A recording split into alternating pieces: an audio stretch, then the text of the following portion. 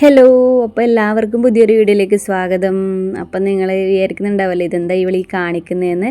ഇതെന്താണെന്ന് വെച്ചാൽ ഞാൻ കഴിഞ്ഞ വീഡിയോയിൽ കാണിച്ചിട്ടുണ്ടായിരുന്നു. നമ്മൾ മഞ്ഞൾ കുറച്ച് നട്ടിട്ടുണ്ടായിരുന്നു. അതൊക്കെ ഇപ്പം നല്ലപോലെ തളിർത്ത് വന്നിട്ടുണ്ട്, ഇലകളൊക്കെ വന്നു. അപ്പോൾ ഇതാ ഒരു മഴ കഴിഞ്ഞതേ ഇല്ലൂ, അപ്പോൾ നല്ലപോലെ അത് വളർന്നു വന്നിട്ടുണ്ട് കേട്ടോ.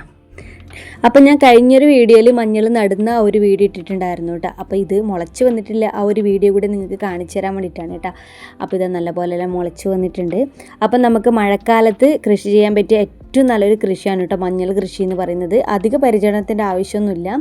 ഇതിന് കുറച്ചും കൂടി വളർന്നു വന്നതിന് ശേഷം നമ്മൾ കുറച്ചും കൂടെ ചാണകപ്പൊടി ഇട്ട് കൊടുക്കും കേട്ടോ, അത്രയേ ഉള്ളൂ കേട്ടോ.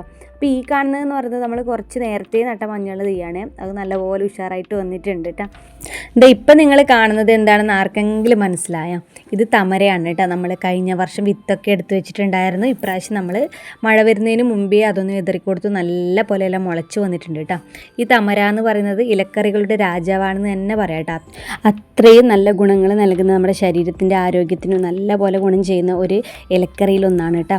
അപ്പോൾ ഈ തമരയുടെ വിത്ത് ആർക്കെങ്കിലും വേണമെങ്കിൽ ഒന്ന് മെസ്സേജ് ചെയ്യുക. അപ്പോൾ നല്ല പോലെ നമ്മളെ തമര ഇതാ മുളച്ച് വന്നിട്ടുണ്ട് കേട്ടോ. ഇതൊക്കെ ഉണ്ടെങ്കിലില്ല നമുക്ക് വീട്ടിൽ വറവിന് വേറെ ഒന്നും വേണ്ട കേട്ടോ. അത്രയും ടേസ്റ്റി ആയിട്ടുള്ള ഒരു ഇലക്കറിയാണ്. അപ്പോൾ ഇത് ആരുടെയൊക്കെ വീട്ടിലൊക്കെ ഉണ്ടാവുമെന്നൊന്നും അറിയില്ല, എന്നാലും നാട്ടിൻ പ്രദേശത്തൊക്കെ ഇത് ധാരാളമായിട്ട് കാണാറുണ്ട്.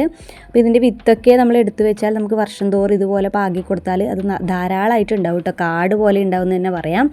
അപ്പോൾ ഇതൊക്കെ കുറച്ച് നേരത്തെ ഉണ്ടായതാണ്. അപ്പോൾ ഇതുപോലത്തെ ഇലകളൊക്കെ കിട്ടുവാണെങ്കിൽ കുട്ടികൾക്ക് വറവൊക്കെ ഉണ്ടാക്കിയിട്ട് കൊടുക്കുക. കുട്ടികൾക്കൊക്കെ വളരെ നല്ലതാണ് ഇത് കഴിച്ചാൽ. അപ്പോൾ ഇവിടെ വീട്ടിലെ കുട്ടികളൊക്കെ നന്നായിട്ട് കഴിക്കോട്ടെ ഇത് ഉണ്ടാക്കി കൊടുത്താൽ.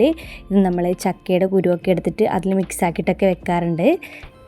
ധാരാളം പോഷകഗുണങ്ങളൊക്കെ അടങ്ങിയിരിക്കുന്ന ഒരു ഇല കൂടിയാണ് കേട്ടോ ഇത്. പിന്നെ നമ്മളെ ദഹന പ്രശ്നങ്ങൾക്കൊക്കെ വളരെ നല്ലതാണ്. പിന്നെ ചർമ്മരോഗങ്ങൾക്കും എല്ലാം ഈ തമരയില വളരെ നല്ലതാണ്. ഈ ഒരു വീഡിയോ എല്ലാവർക്കും ഉപകാരപ്രദമായി എന്ന് കരുതുന്നു. ബൈ.